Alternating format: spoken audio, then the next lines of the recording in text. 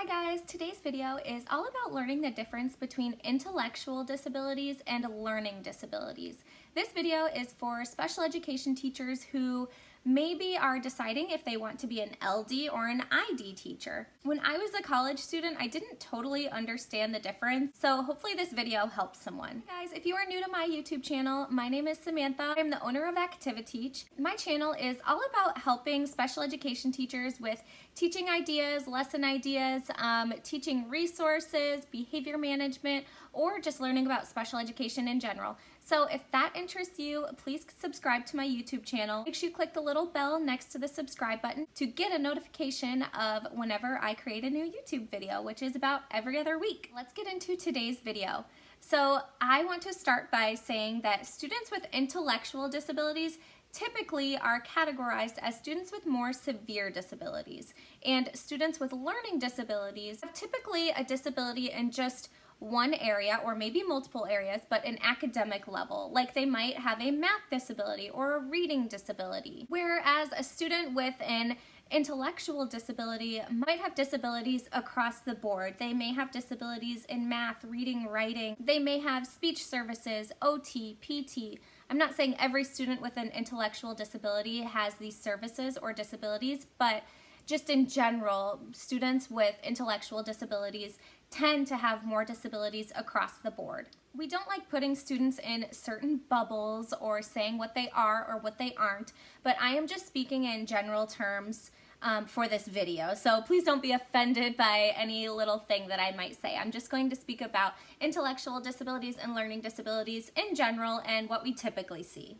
So a lot of times students with intellectual disabilities, they might be in more of a self-contained setting.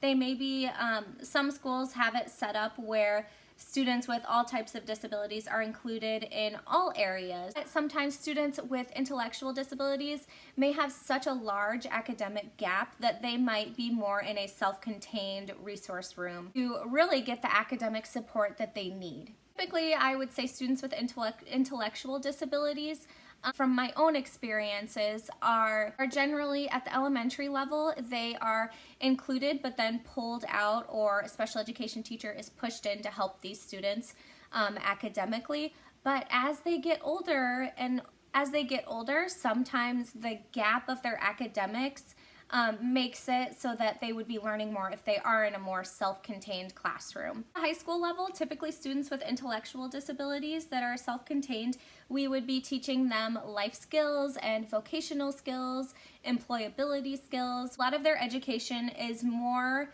based on them becoming community members rather than just math goals or just reading goals. Typically, students with an ID diagnosis have longer IEPs because they have more needs that need to be met. There are more service providers that are included in IEP meetings and the whole team process. And again, I'm just generalizing, not every student with an intellectual disability has these needs, but in general, students compared to students with learning disabilities versus an ID diagnosis have more academic needs, so their IEPs are longer. So if you are a teacher and you are debating if you want to be an intellectual disability teacher, or aka an ID teacher, or an LD teacher, which is a learning disability teacher, you would be more in a self-contained setting if you get a degree in ID, versus if you get a degree in LD, you may pull students out who have learning disabilities, or you might push into a gen ed classroom. Let me talk a little bit more about students with just learning disabilities. These students, again, might be pulled out, or a special education teacher might be pushed in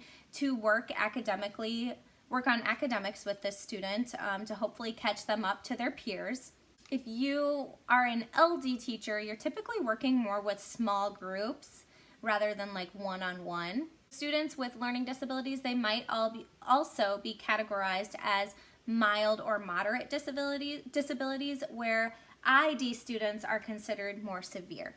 So I hope this helps someone who is maybe debating if they want to be an intellectual disability teacher or a learning disability teacher. Helps them understand the true difference between ID and LD. If you enjoyed this video, please give it a big thumbs up. Make sure you subscribe to my YouTube channel and click the little bell to be notified whenever I make a new video. And I'm also on Facebook and Instagram. You can follow me over there under ActiviTeach.